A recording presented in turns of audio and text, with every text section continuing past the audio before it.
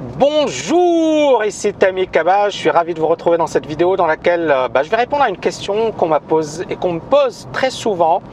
Est-ce que je me sens étranger à Dubaï?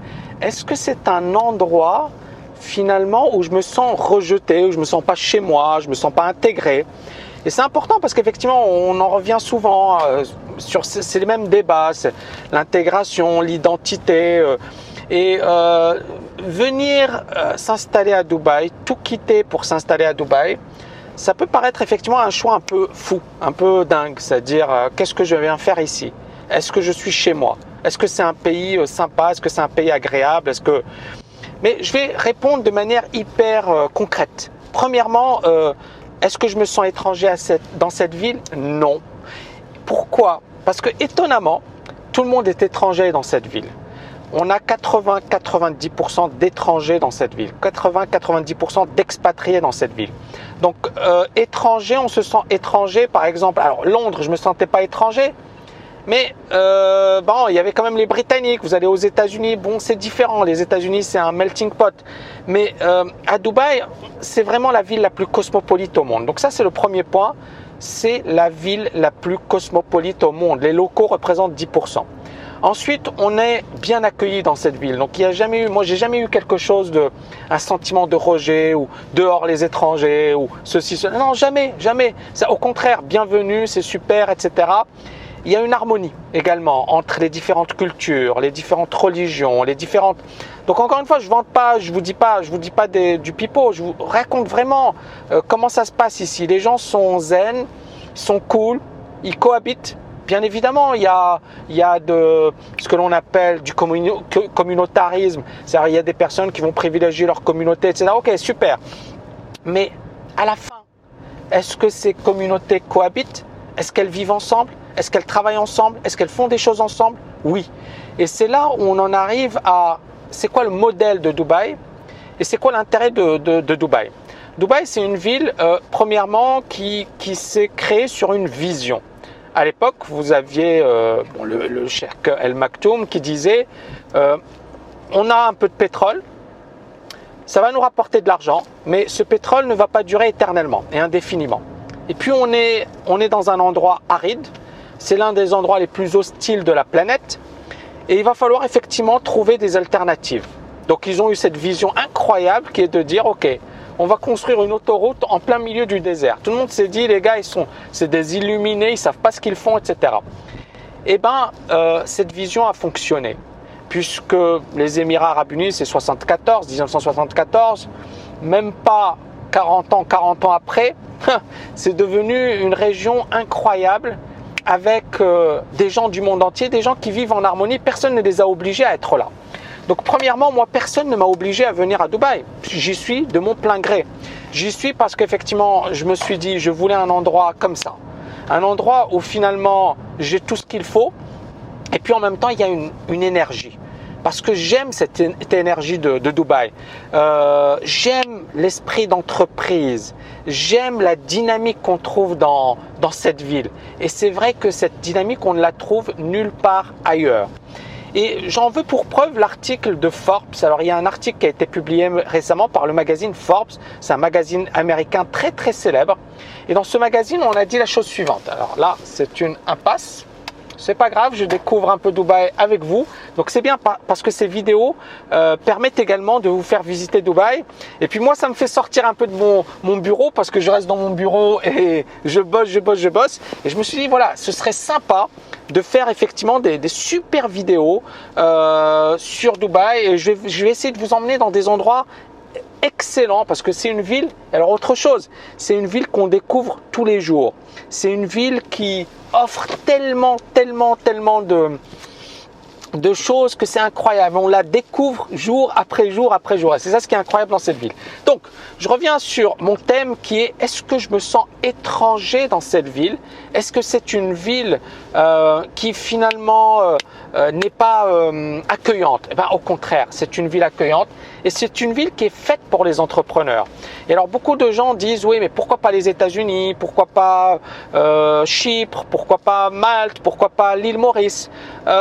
Justement, dans toutes ces villes, on se sent étranger. Alors que là, en fait, on se sent chez nous parce qu'on est la majorité. C'est ça ce qui est incroyable. Est-ce que vous connaissez un seul pays où 10% de la population sont des locaux et 80-90% sont des étrangers? Est-ce que vous en connaissez un seul? Ça n'existe pas. Et donc là, on sent qu'on fait partie de cette ville, qu'on contribue à son développement, qu'on apporte. Et puis, bien évidemment, il y a des synergies. Et c'est là où j'en reviens à cet article de Forbes qui pour moi était très intéressant. Donc c'est une journaliste américaine. Forbes, c'est l'un des magazines les plus célèbres dans le monde du business. Il y a la liste d'ailleurs des milliardaires de Forbes, etc. Et cet article, qu'est-ce qu'il dit? Il dit pourquoi Dubaï est la ville du 21e siècle. Et alors pourquoi Dubaï c'est la ville du 21e siècle? C'est très simple. Selon cette journaliste, elle a parlé de New York, donc elle aime New York parce qu'effectivement, je pense qu'elle est originaire de New York. Elle a dit, New York, c'est vrai que c'est une ville internationale.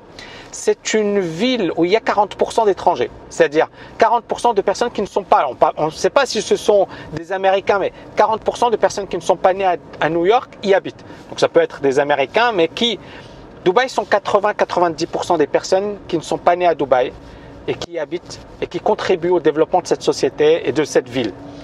Et elle a dit, voilà, j'ai ressenti une énergie à Dubaï que je n'ai ressenti qu'à New York.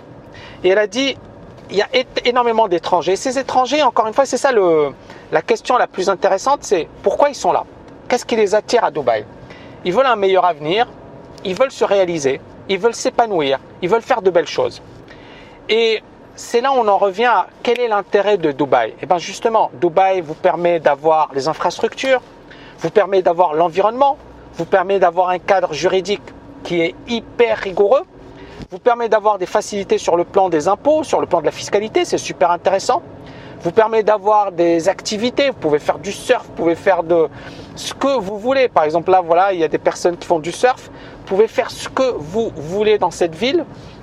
Et c'est ça ce qui est incroyable, c'est-à-dire, est-ce que vous connaissez une autre ville qui vous offre autant d'avantages? Et puis, le fait qu'il y ait autant d'étrangers, ça amène un plus. Pourquoi ça amène un plus? Parce que les recherches ont prouvé que les étrangers étaient beaucoup plus travailleurs que les locaux. Pourquoi? Parce qu'ils ne sont pas dans une situation confortable. Ils sont dans un environnement étranger. Ils doivent réussir. Ils savent qu'ils sont là pour une raison. Ils ne sont pas là pour faire du tourisme. Par exemple, moi, je ne vais pas souvent à la plage. Je pourrais, mais je n'y vais pas parce que j'ai du boulot, parce que je veux réussir, je veux faire de belles choses. Donc, c'est vrai que c'est dommage parce qu'effectivement, quand je vois la plage de Dubaï, je me dis « Waouh, tu rates tout ça ». Mais en même temps, j'ai des objectifs, j'ai des ambitions et je sais pourquoi je suis là. Donc, effectivement, je n'essaie pas de perdre mon temps et j'essaie de faire le max pour me développer, pour faire de belles choses. Et donc, le fait qu'il y ait autant d'étrangers, ça explique également la dynamique de cette ville. Parce que quand vous avez 80% de gens qui sont plus des personnes surdiplômées, qui sont des personnes qui sont souvent brillantes, parce que j'en ai rencontré pas mal. Ils sont bons, c'est-à-dire ils ont attiré la crème de la crème. Ils sont en train de développer actuellement une économie de la connaissance. Ils veulent être très bons dans le domaine des nouvelles technologies. Ils veulent devenir le hub technologique de la région. Et je peux vous dire, on n'est pas loin de l'Inde. Et l'Inde, on sait qu'à la Silicon Valley, il n'y a que des Indiens. Hein, et que les Indiens sont super bons. Ce sont des génies. Donc, on n'est pas loin de l'Inde. On a des génies du monde entier qui viennent ici. Donc, quand vous êtes entouré par des génies, quand vous êtes entouré par des gens qui sont bons, et alors autre chose que j'ai envie de vous dire, des gens humbles. Parce que moi, par exemple, le gars qui me loue mon bureau, le gars c'est un Indien, il a plein d'universités en Afrique, c'est un gars qui est brillant, et c'est un gars qui est hyper modeste, hyper humble. D'ailleurs, mes étudiants l'ont vu, il est venu, il nous a dit bonjour, etc. Et le gars, il est quand même, il pèse lourd, et il vient, il est super sympa. Et quand vous voyez des gens qui sont non seulement bons, multimillionnaires, voire même plus, et qui sont en plus humbles, est-ce que, entre nous, est-ce que ça ne vous donne pas envie de vous dépasser, de bosser dur? Moi, franchement, ça me donne envie. C'est-à-dire que je me dis, je suis dans un super environnement, des gens super intelligents, il y a une vraie dynamique, il y a une vraie énergie dans cette ville, il faut que tu sois au top niveau.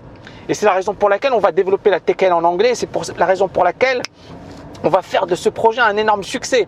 Donc, Est-ce que je me sens étranger à Dubaï? Ma réponse, je pense que vous l'avez compris. Non, je ne me sens pas étranger. Je me sens chez moi. Est-ce que j'aime cette ville? J'adore cette ville. Est-ce que cette ville m'apporte énormément? Oui, elle m'apporte énormément. C'est ça ce qui est. Parce que, encore une fois, en faisant du trading, on peut travailler depuis la plage et on n'a pas besoin de venir à Dubaï. Mais ce que m'apporte cette ville, c'est l'énergie, c'est la dynamique. C'est le fait effectivement de côtoyer des gens du monde entier. C'est l'ouverture d'esprit. Je suis pas dans mon petit monde. Je suis pas avec des personnes que je connais ici. Je suis inconnu et les personnes que je côtoie tous les jours, je ne les connais pas.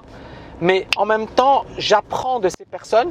Ces personnes me permettent de me développer et bien évidemment, c'est un enrichissement personnel qui est incroyable. Donc, si c'était à refaire, je le referais et j'ai même envie de vous dire, c'est dommage que je ne l'ai pas fait plus tôt.